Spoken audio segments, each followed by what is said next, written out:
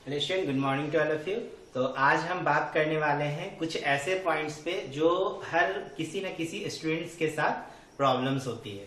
जैसे कि मैं अपने बारे में ही बता दूं कि मैं जब 11 इयर्स का था तो मेरे पास पढ़ने की कोई स्किल नहीं थी और मैं एक बहुत ही पुअर स्टूडेंट था। ठीक है, और समझिए कि 11 इयर्स मेरा घर में बैठे बैठे निकल गया। मैं एक प्रॉपर स्कूल भी नहीं जा सका। स्कूल जाता था लेकिन वहां मुझे पढ़ने में मन नहीं लगता था, टीचर भगा देते थे।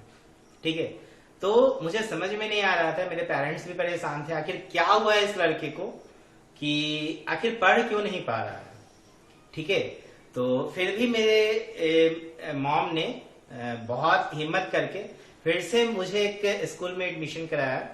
उस स्कूल का नाम शारदा ज्ञान निकेतन है, जो कि दल सिंह सराय समस्तीपुर डिस्ट्रिक्ट में पड़ता है। और मैं समझता हूँ कि मेरे नजर में आज तक का सबसे वो बढ़िया स्कूल रहा है, क्योंकि वहाँ बच्चे बहुत अच्छा करके निकलते हैं और वहां से निकले हुए बच्चे कहीं ना कहीं अपना जो उनका एम रहता है वो गेन कर ही लेते हैं।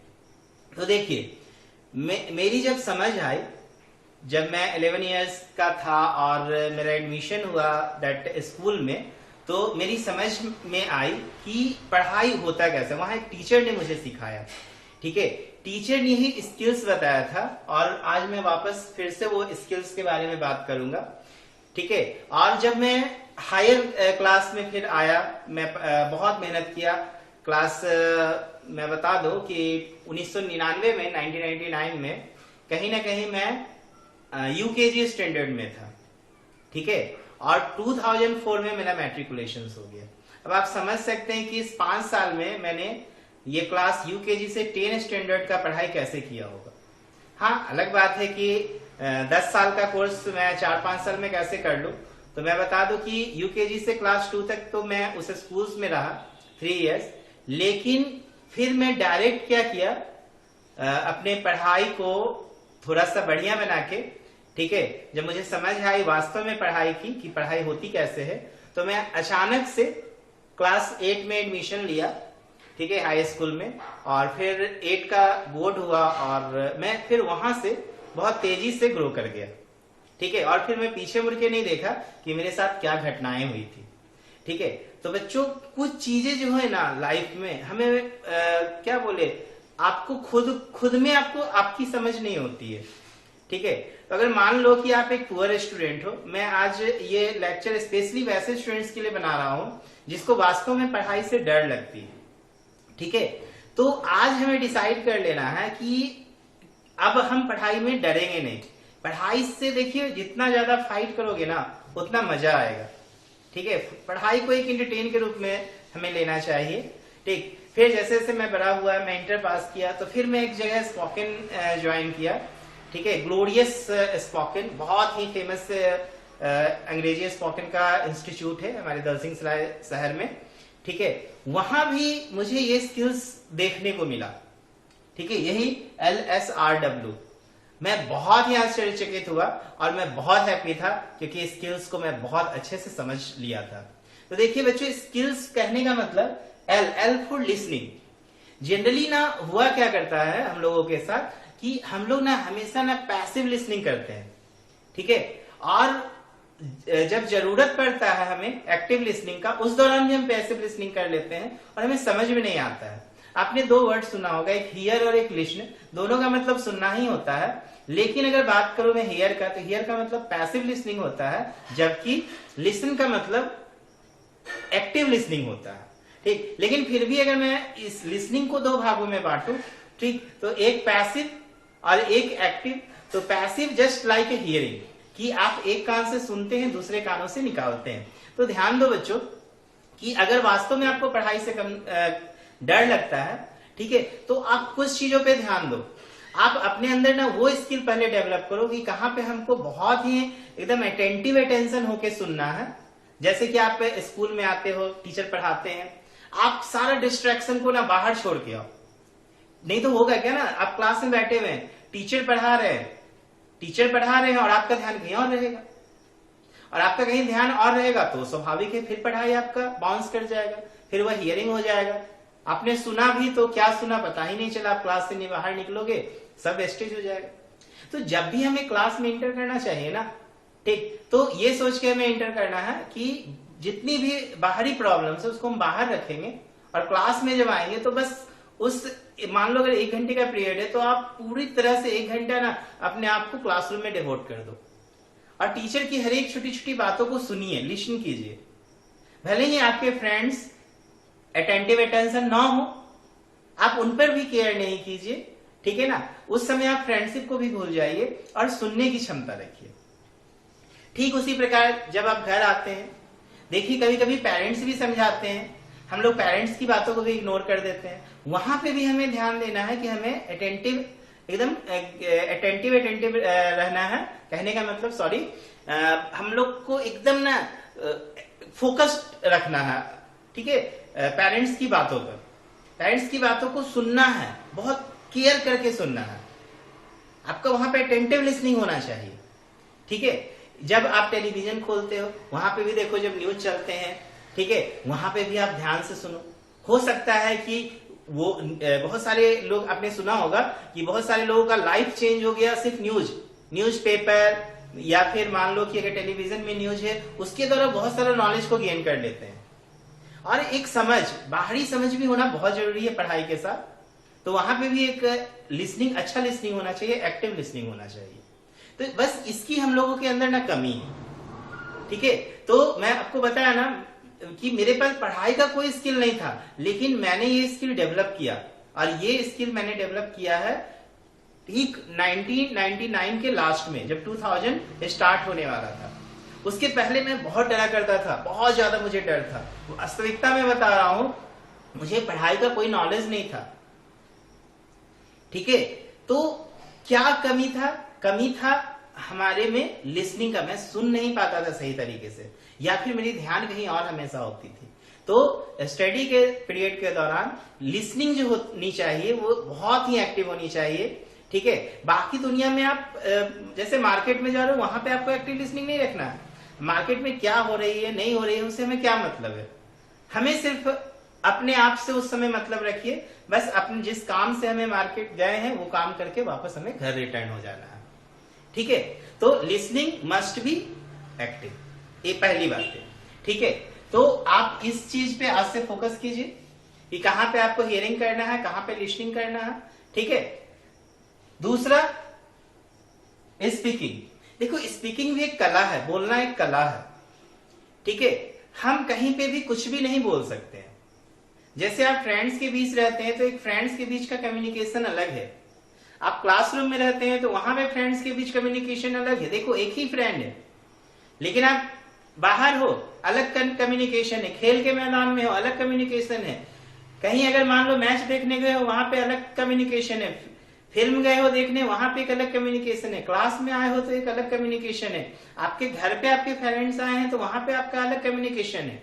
हाँ, तो हर जगह हमें बोलने की एक कला सीखनी, आर्ट सीखनी चाहिए। हर जगह पे किस तरह से कैसे बातें होती है, ये नहीं कि अपना जो बात करने का तरीका है, सलीका, उसको हर जगह एक ही रखिए।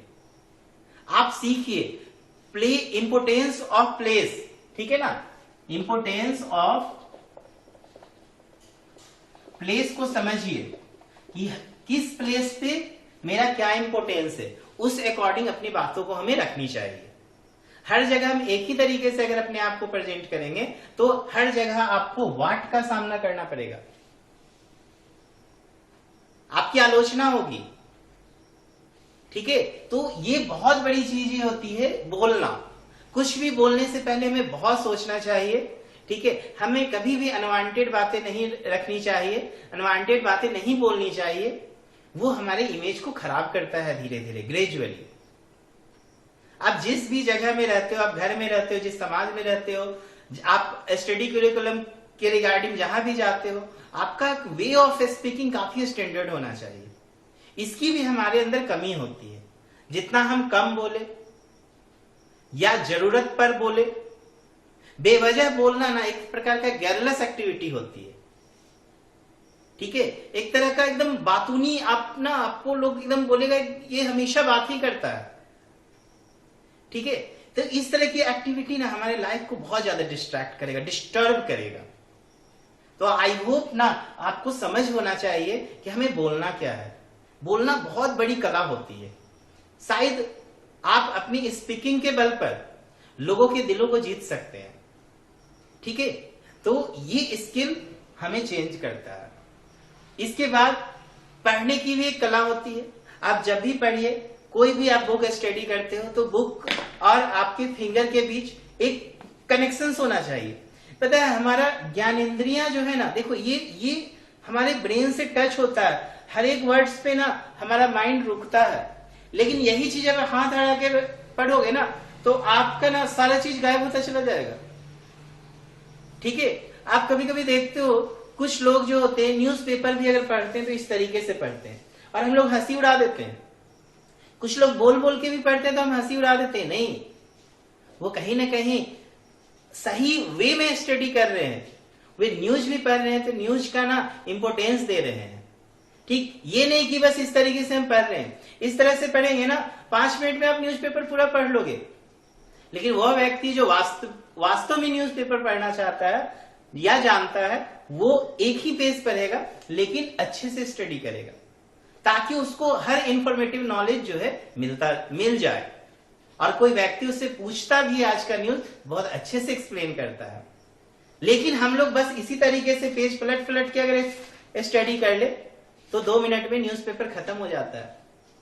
और फिर आप वापस कभी कभी फेस करना भी पड़ता है। जब आप स्कूल में आते हो और अचानक प्रेयर के बाद आपको बोलने का अपॉर्चुनिटी मिलता है कि आज का न्यूज लाइन का हेडिंग क्या क्या है, आपको याद नहीं रहता है।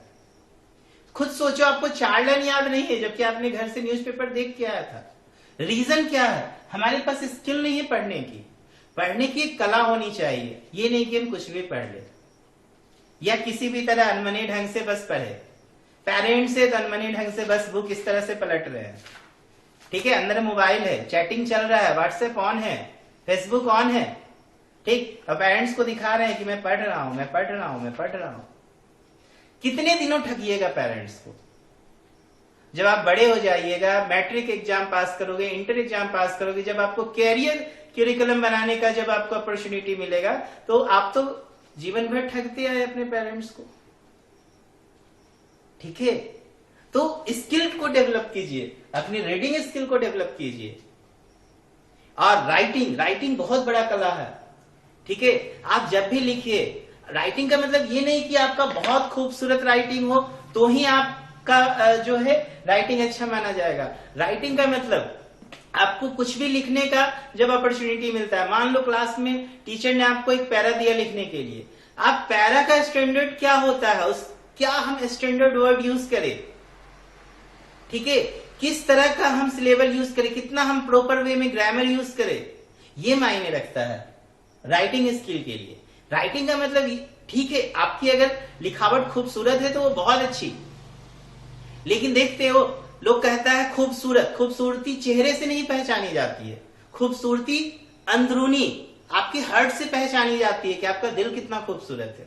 ठीक उसी प्रकार राइटिंग, लिखने की कला, आपका राइटिंग देख के नहीं पहचाना जा सकता है। कोई व्यक्ति अगर आपका एक पैरा पढ़े और उसमें उसको बहुत अच्छा पॉजिटिव सब कुछ नजर आए, सब कुछ क्लियर दिखे, वो राइटिंग होता है। हाँ, राइटिंग को घस के भी नहीं लिखना है, ऐसा लिखना है, हो सकता है आप मान लो कि आपको कर्सिव राइटिंग नहीं आता, सिंपल ही लिखो। हम लोग ये लिखते हैं, जैसे मान लो अभी मैंने इंपोर्टेंस ही लिखा, ठीक है, मैंने इंपोर्टेंस लिखा, हर लेटर का आपको एकदम दिखना चाहिए, क्लियरेंस होना चाहिए।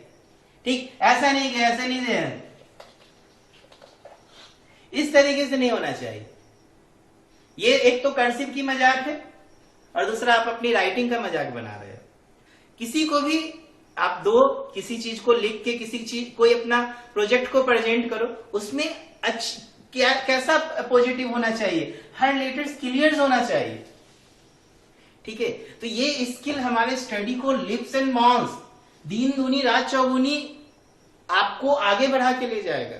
और यही सब छोटी छोटी चीजें जो है हमारा, जब लाइफ में हम कुछ अचीव करने वाले होते हैं, ठीक है, तो वो अचीवमेंट में ये बहुत सपोर्टिव पॉइंट्स होते हैं।